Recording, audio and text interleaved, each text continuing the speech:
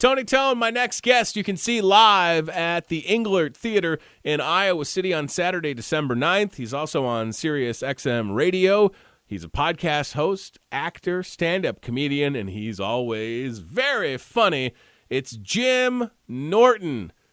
Let's see if he is on the phone. Press this button right there. Hello. Hey, it's Jim Norton. How are you? Jim Norton, what's up, man? How are you? I'm great, buddy. How are you? I'm so well. Thank you for taking the time to call in. And you're going to be in Iowa, Englert Theater, December 9th, the Kneeling Room Only Tour. Dude, people love you here. They're so excited for this show to get here. I think it's my first time in Iowa. I'm almost positive it is. So I'm actually really, really happy to do it because I've never been there. So this I'm trying to hit a couple of cities that I haven't been to yet, and that was one of them. That's one of the stages. Dude, I tell you what, I know you have a lot of fans here, and the show is going to be sold out if it isn't already. I want you to know, I was just on Twitter, and I'm jealous because you guys just talked to Gene Simmons this morning, right? Yes, I did. Gene, our fans love our and they hate him. You know, we have some that love him and some hate him, but I enjoy Gene so much. Jim Norton, I missed Gene Simmons' phone call last year when they were on tour coming through. Oh, did you? Why?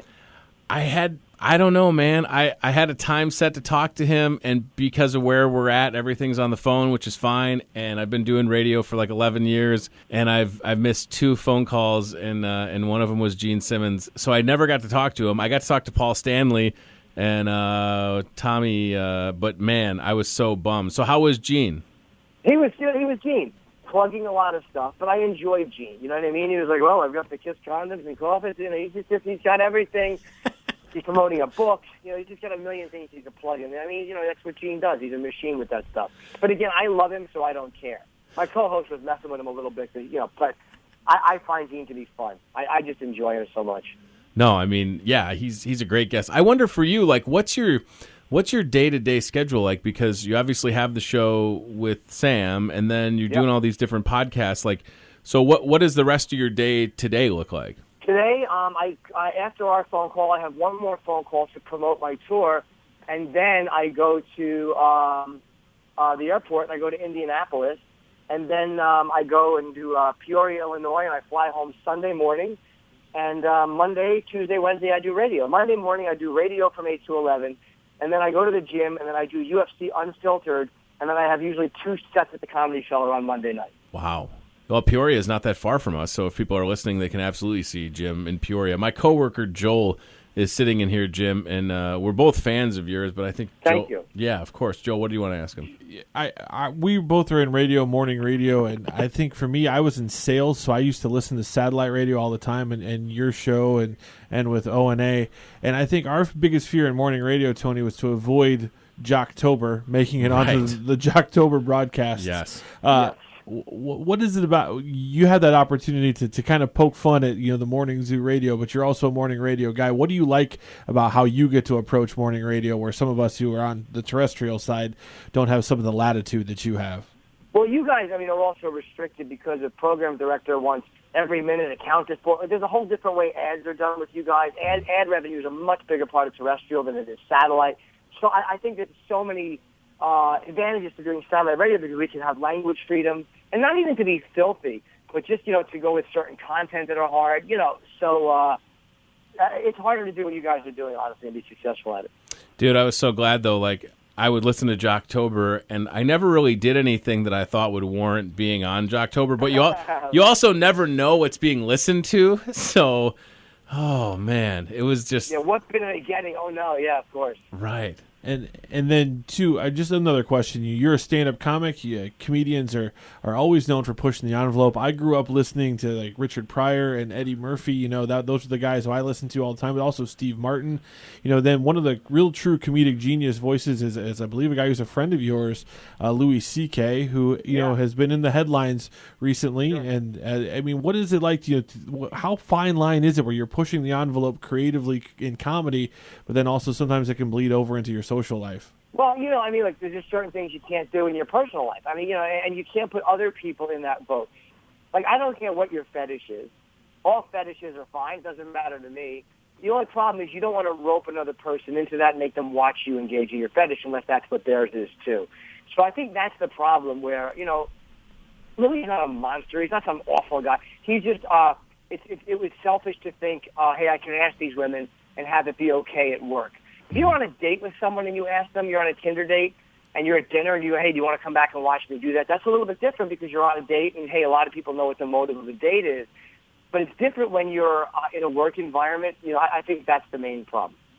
Jim, for you, you mentioned doing the shows after you get home from going on the road. Is it important to get as many reps in with stand-up? I mean, are you working out new material when you do like Comedy Store shows or whatever versus when you're on the road? Oh, yeah. I mean, I'm always doing new material. I'm always trying new material.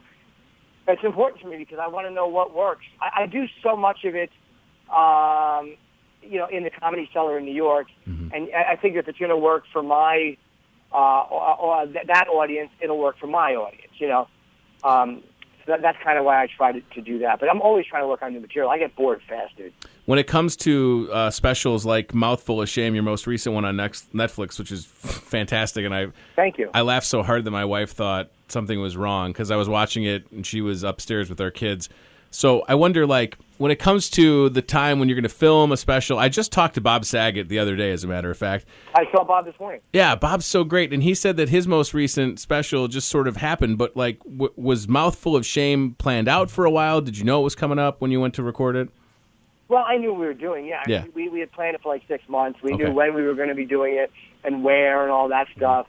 It's one of those things where and then you start gearing up towards it, and I drop the material as soon as it's done. Sure. Do you know what I mean? Yeah. I like to dump the material immediately just because I don't want to improve on it after I've already filmed my special. Yeah, so that's interesting to me because the special comes out and people are consuming it later than, after the fact when it actually happened live. So then people might go to a show expecting to hear certain things. So, like, what's that balance like for you? I mean, you're not the kind of guy that's going to go up with, jokes that you did 20 years ago or whatever. But, I mean, how do you handle that consideration from your audience that might have some, I don't want to say unrealistic expectations, but just some expectations?